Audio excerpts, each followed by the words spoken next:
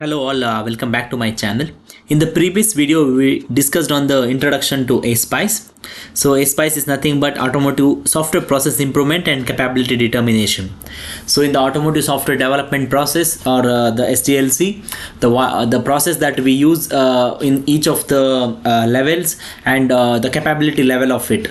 So this can be determined via the ASPICE standard, which is again derived from the SPICE standard, that is ISO or IEC 15504. So the main purpose is to evaluate the efficiency of the development process, the software development process, and the hardware of the ECU suppliers in the automotive industry. So the process in ASPICE is divided into three process categories, mainly three process categories. One is the primary process, organizational process, and the supporting process. Now let's see what we have in the primary process. In the primary process, we have acquisition process group, supply process group, engineering process group. So these are the main things in the primary processes. And when it comes to the organizational process, we have management process group, process improvement process group, reuse process group. So these are the things that we have in the organizational processes. And coming to the supporting process, we have support process group as well. Okay, and also if you see the ASPICE 3.0 version, it looks something like this. In this diagram, whatever you see in the orange, they fall under primary life cycle process, and the light blue is the organizational life cycle process, and the supporting process is in light green. So now coming to the primary life cycle process. In the primary life cycle process, we have the system or the engineering process group, or the system engineering process group, and the software engineering process group, that is your SIS and the SWE. And also you have acquisition process group as well, and the supply process group as well. So these are the things that fall under primary life cycle process group. Okay, then coming to the organizational life cycle processes, we have the management process group, the reuse process group, and the process improvement process group. And coming to the supporting process, we have this many supporting processes here. So now if you see the primary, you have the SIS and SWE and acquisition. So that is a SIS 1, SIS 2, SIS 3, SIS 4 and SIS 5. That is a requirement elicitation, system requirement analysis, the system architectural design, system integration and integration test, system qualification test. All these things falls under the system engineering process group of the primary life cycle process. Coming to the SWE, in the software level, the software requirement analysis, the software architectural design, the software detailed design and the unit construction, software unit verification, software integration and the integration test, and the software qualification test. So these things fall under the software engineering process group of the primary life cycle process. So mainly whenever you get some project, you might get some of the stakeholders requirement from the customer as well.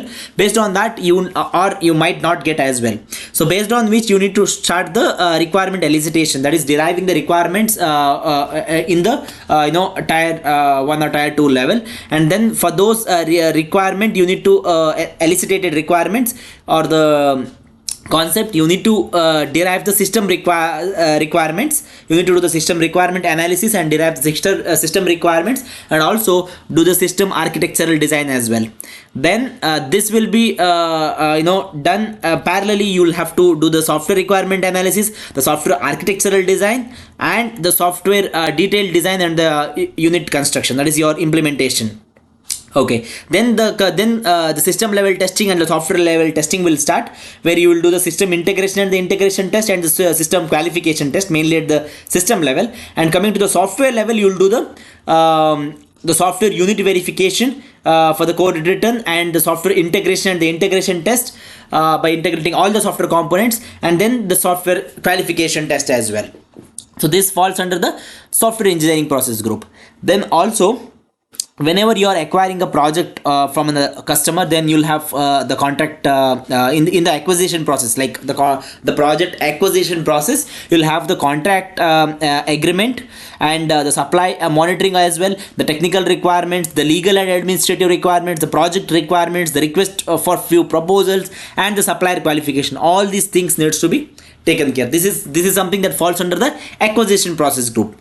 Then coming to the supply process group, here you will be doing the supplier tendering and the product release as well. So this falls under the SPL. So all these things falls under the primary life cycle process. Then coming to the organizational life cycle process, you will have the management process group, where you will do the project management, the risk management, and the measurement. And also coming to the if you have some reuse programs, then reuse program management, as well as the process improvement, which you will be continuously doing in the organizational level. Then coming to the supporting processes, of course, for all the work products that you have developed, you will have to make sure that the quality is assured, the verification, the joint review, the documentation, the configuration management, the minimal or the required amount of documentation ready for use for the customer, and the configuration management, the problem resolution management, and the change request management as well. So these falls under the supporting life cycle processes. So this is a complete life cycle processes that we have in the ASPICE. Okay, the primary, the organizational, and the supporting life cycle processes. Then the capability level, this I have already explained. Level 0 means incomplete, level 1 is performed, level 2 is managed, level 3 is established, level 4 is predictable, and level 5 is innovating. So performed in the sense the process performance that you have done the you have followed the processes and done the work products accordingly. Level 2 is like managed, the performance management and the work product management both are taken care as a process attribute. And established in the sense the process, you have a good process definition as well as the process deployment as well. Level 4 is like you have a quantitative analysis and the control. So that says that you are in the level 4 or predictable. Level 5 is innovating, that you are innovating the processes as well as the process in innovation implementation is taken care. So that's the level 5, that is innovating. So this was regarding the basics and basics as well as the three life cycle processes that we have in ASPICE. Thanks for watching the video. If you like this video, please give it a thumbs up. Thank you.